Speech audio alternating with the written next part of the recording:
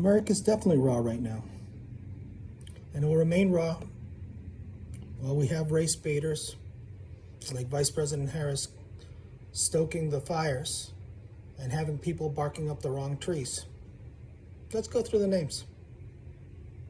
George Floyd was a tragic case of police abuse, definitely, like Eric Garner, but they're just examples of police abuse of positional restraints that lead to positional asphyxia. Abuses that know no color, as names like Robert Minhares, Tony Timpa, and most recently, Mario Gonzalez prove. Breonna Taylor was definitely a tragedy. Knockless warrants. But so was the less publicized death of Ciara Meyer or Isaiah Hammett, also killed in police raids that had nothing to do with them, and again, nothing to do with race. Philando Castile is another tragedy, but again, nothing to do with race. He tried to reach for his wallet on the same side where he had his legally concealed weapon when he was told not to reach for it twice. Following instructions when a police officer stops you is key. But plenty of other cases where even following police orders got people killed, like the case of Daniel Shaver, or even cases where the person couldn't even hear instructions from the police, like Dylan Taylor, who was wearing headphones, or Daniel Harris, who was deaf and was trying to use sign language. Sandra Bland, she committed suicide in jail. That was not a police killing. And again, not a black or white thing. More white women commit suicide in jail than black women per capita. Laquan McDonald, he was wielding a knife, but he wasn't close enough to be an imminent danger. So, unjustified shooting, another tragedy, but no different than Magdiel Sanchez, a deaf man who was wielding a pipe. Got shot as well, about the same distance, couldn't hear the instructions. Again. Or what about Michael Arnold? He was shot over 300 times. He was hit about 100 times. And over 50 of them were lethal shots. He was allegedly brandishing an air pistol. Yet, they found gunpowder residue on his hand, and his wrist was pierced by a bullet. Now, air pistols do not emit gunpowder. It's all air-based. And you can't hold a pistol when your wrist has been shot.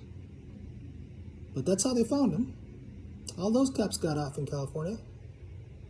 This doesn't prove racism. Same situation with Tamir Rice. He was also waving a pistol and got shot. Overzealous cops. But this is no different than 13-year-old Andy Lopez, who was killed the year before. Again, race wasn't the issue. It's cop overzealousness. You can't bring up Jordan Davis. He wasn't even killed by a cop. He was killed by a white racist. So was Ahmaud Arbery. And one killer got convicted, and the others facing a similar conviction. So they had justice.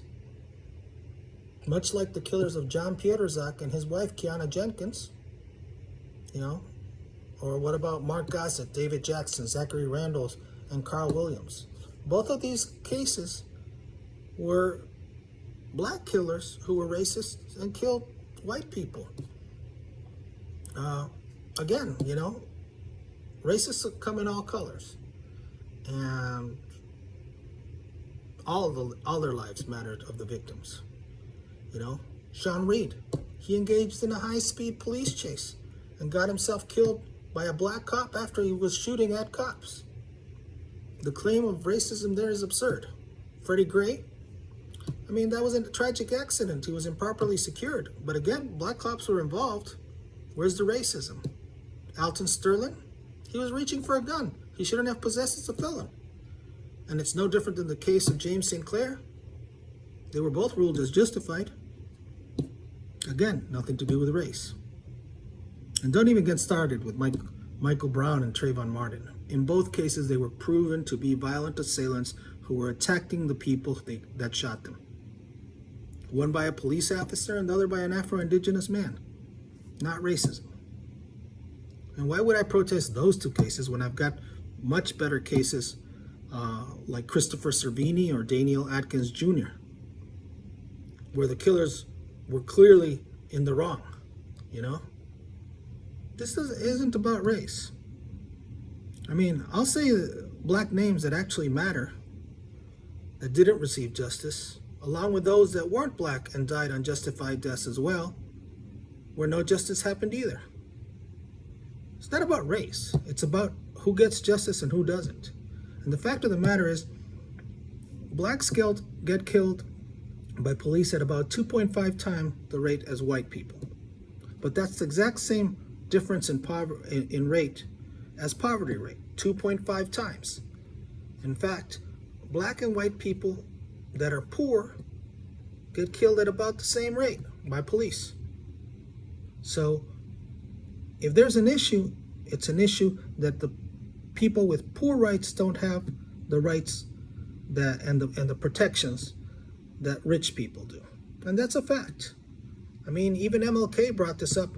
I mean, when he got shot, he wasn't doing the race march anymore. He was doing the poor man's march, because he knew that the bottom line is that poor people in this country get shafted. And he was uniting all the poor people. Actually, kind of like the Black Panther Party was starting to do too. You know, they were doing the Rainbow Coalition. Why? Because poor people in this country get shafted. And the fact of the matter is, blacks are disproportionately poor compared to whites. So that's why they get more police killings. That's why they die more from COVID. That's why all these things happen. And yes, it comes from historic systemic racism of the past, Jim Crow, you know, and early on in the 1970s, you got CONTELPRO, which wasn't just targeting blacks, it was also targeting hippies, Hispanics, any group that they considered communist that was trying to overthrow the rich people's order, you know? But it's not about race. And today it's not about race. It definitely is not about race today. So, do Black Lives Matter? Yes, just like all lives matter. And the ones that are true victims matter. But I'm not going to say Black Lives Matter for every person that gets killed that happens to be black, unless it's actually proven that they were killed unjustifiably.